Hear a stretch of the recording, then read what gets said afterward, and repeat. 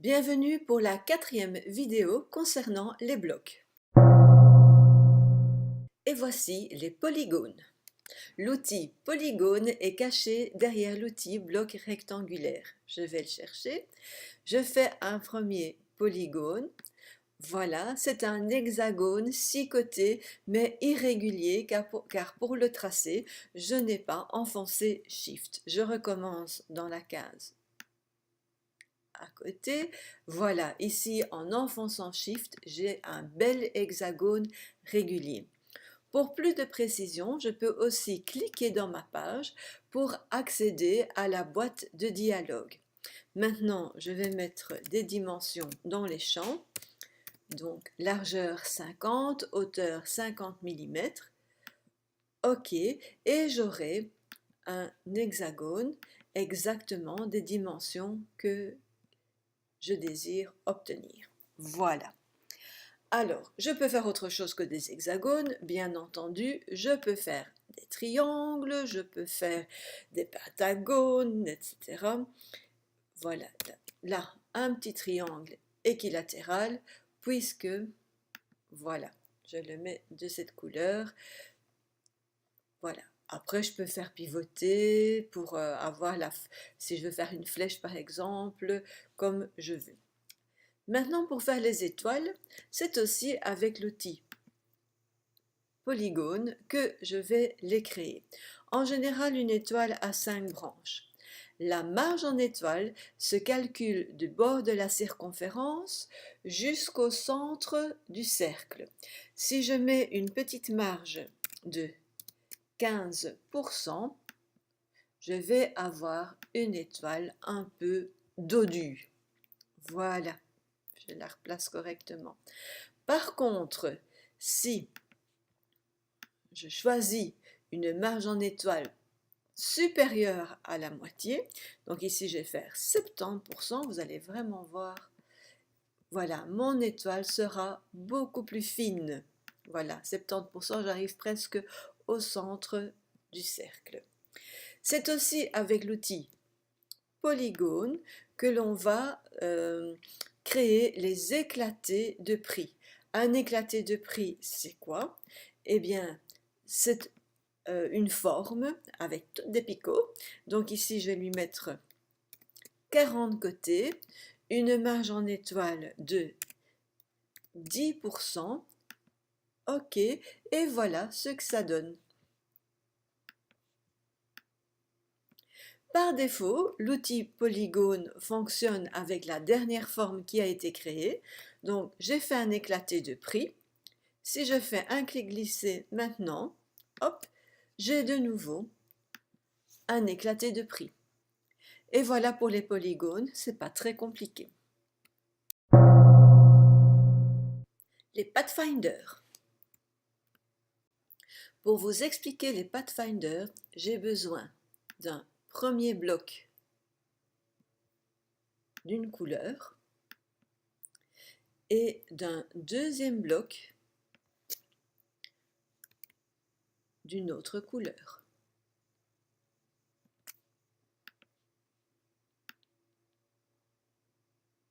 Je le mets là. Hop. Voilà. Je vais dupliquer ceci une première fois dans ce sens-là et une deuxième fois dans le sens vertical. Et encore une fois et encore une fois. Voilà. Alors, j'en ai fait peut-être un peu beaucoup, mais ça ne fait rien. Alors, ici, je sélectionne deux blocs et je vais chercher les pathfinders. Alors, les pathfinders, je vais les chercher dans le menu Fenêtre, Objet et mise en page, et je prends Pathfinder. Il se présente sous forme d'une palette. Si je clique sur le premier bouton, hop, je réunis les deux formes. C'est le seul Pathfinder qui fonctionne avec deux formes et plus. Tous les autres, celui-ci, celui-ci, celui-ci et celui-là, ne fonctionnent qu'avec 2 blocs. Retenez bien, 2 blocs, pas 3, pas 1, 2 blocs. Alors, je sélectionne bien sûr les 2 blocs pour faire une soustraction. Donc, c'est la deuxième forme, celle qui est à l'avant-plan, qui coupe celle qui est à l'arrière-plan. Si maintenant je sélectionne ces 2 formes-ci et que je clique là, en fait les icônes sont bien compréhensibles, je ne garde que l'intersection. Si je sélectionne les 2 formes et que je clique sur le 4e bouton, je supprime tout, ce qui n'est pas, enfin je supprime l'intersection et je garde donc les 2 formes amputées. Et le dernier sera une soustraction avant-arrière, une soustraction inversée. C'est juste l'inverse de celui-là. Alors, les Pathfinder, donc je les trouve dans la palette, mais je les trouve aussi, ce sont exactement les mêmes, dans le menu Objet, Pathfinder, et je peux faire ici une soustraction. Je peux aussi venir ici, Objet, Pathfinder, et prendre l'exclusion du chevauchement que je n'ai pas trop bien expliqué tout à l'heure. Voilà. Contour et tracé. Pour vous expliquer les contours, je vais commencer par créer un rectangle. Ce rectangle est par défaut sans attribut. Je vais lui mettre un fond jaune et un contour de couleur. Donc je clique dans ma palette nuancier, je clique bien pour avoir le contour, la petite icône du contour à l'avant-plan. Mettons-lui un contour vert, ce sera très joli. Pour augmenter la taille de mon contour, je viens dans cette fenêtre, dans ce petit champ, et je vais mettre 14. Par défaut, la position de mon contour, quand il est fort épais, c'est important, c'est à cheval sur le bord du bloc. Regardons dans la palette contour, vous voyez bien les options par défaut. Donc 14 points, et ici, alignement de contour, par défaut, ça chevauche. Je vais dupliquer une première fois ce bloc et changer la position du contour. Je vais le mettre à l'intérieur du bloc. Je duplique une deuxième fois, tout juste, hein, et là, je le mets à l'extérieur. Donc, du fait qu'il est à l'extérieur, hop, mon bloc est un peu trop grand, mais voilà. Vous voyez, ce sont exactement les 3 mêmes blocs, exactement, puisque j'ai toujours dupliqué le même bloc, et vous voyez que l'effet est un petit peu différent si le contour est à cheval à l'intérieur ou à l'extérieur. Ajoutons une nouvelle page et créons un nouveau bloc. Voilà. Je viens lui choisir une couleur de fond et je vais augmenter l'épaisseur de son contour pour que vous voyez bien. Depuis la palette contour ou depuis ce déroulant-ci, je peux choisir différents styles de contour, des styles qui sont prédéfinis par InDesign.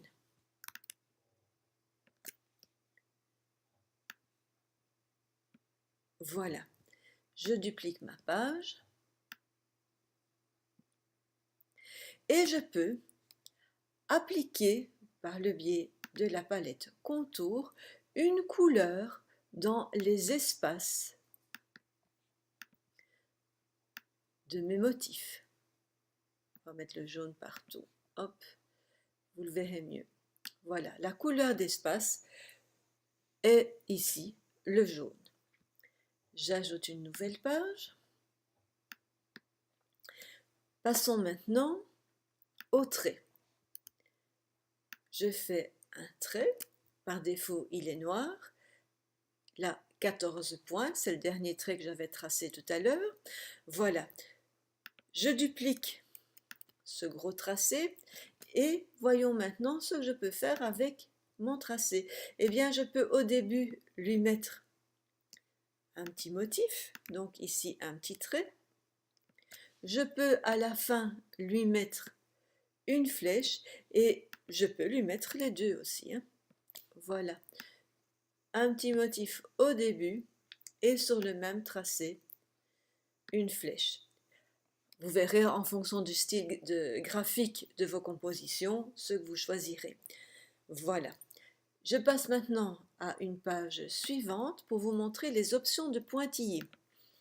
Alors, de nouveau, mon trait, il est plein, je le duplique. Voilà.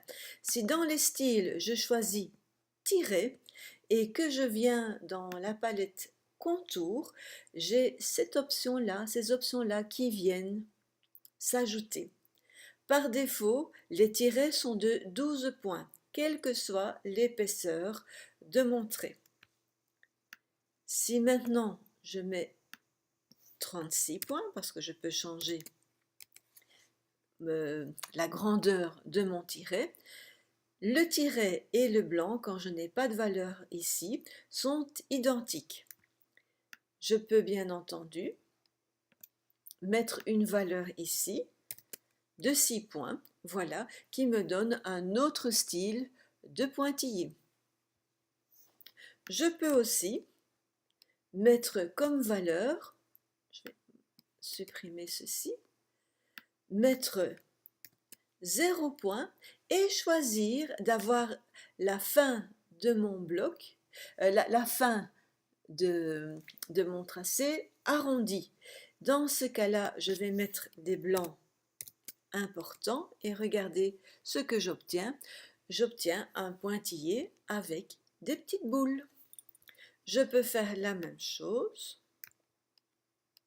Voilà. Et si je choisis la finition de mon tracé rectangulaire, j'ai un pointillé avec des petits carrés. Je peux, comme je vous l'ai montré sur la page précédente, mettre de la couleur dans les espaces. Voilà, c'est pas beau.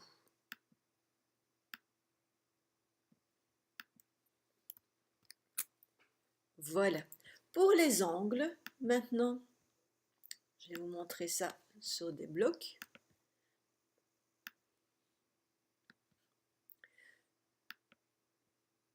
On va faire ça en bleu.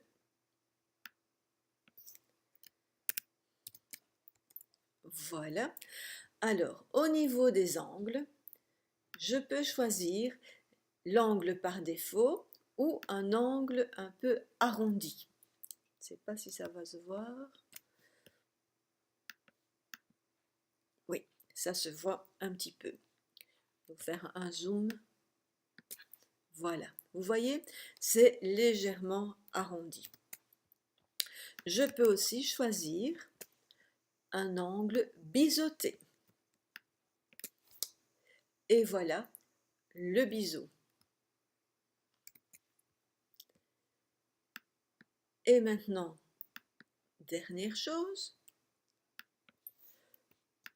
je peux choisir pour mon trait aussi, hop, une finition arrondie ou une finition carrée. Et encore une nouvelle page. Maintenant, quand j'ai un bloc avec un contour pointillé, oui, 0 point, ça équivaut à ce qu'il n'y ait pas de contour, hein. Voilà, je peux choisir au niveau de mon contour, je peux choisir d'ajuster les tirets dans les angles, d'ajuster les espaces, et si ça ne change pas beaucoup, peut-être que je devrais, voilà, vous montrer ça avec des valeurs plus importantes. Voilà, regardez. Pour que mes angles soient beaux, je vais travailler, voilà, sans ajuster. Donc, voyez les pointillés, ça tombe bien ou ça tombe pas bien. Ou alors, j'ajuste les tirets. J'ai chaque fois des tirets bien placés dans les angles. Ou alors, je choisis d'ajuster les espaces.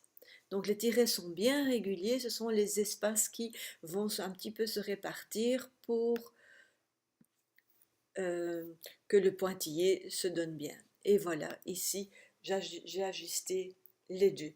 Voyez un petit peu comment vous pourrez gérer les pointillés quand vous en mettrez pour les blocs. Et bien voilà, avec les 4 vidéos que vous avez visionnées concernant les blocs, on a fait un beau tour de la question. On n'a pas encore tout appris, il nous reste encore des choses à découvrir dans d'autres vidéos et bien sûr en classe, mais voilà. Maintenant, on va pouvoir y aller et je vous invite à me rejoindre pour les vidéos concernant les images.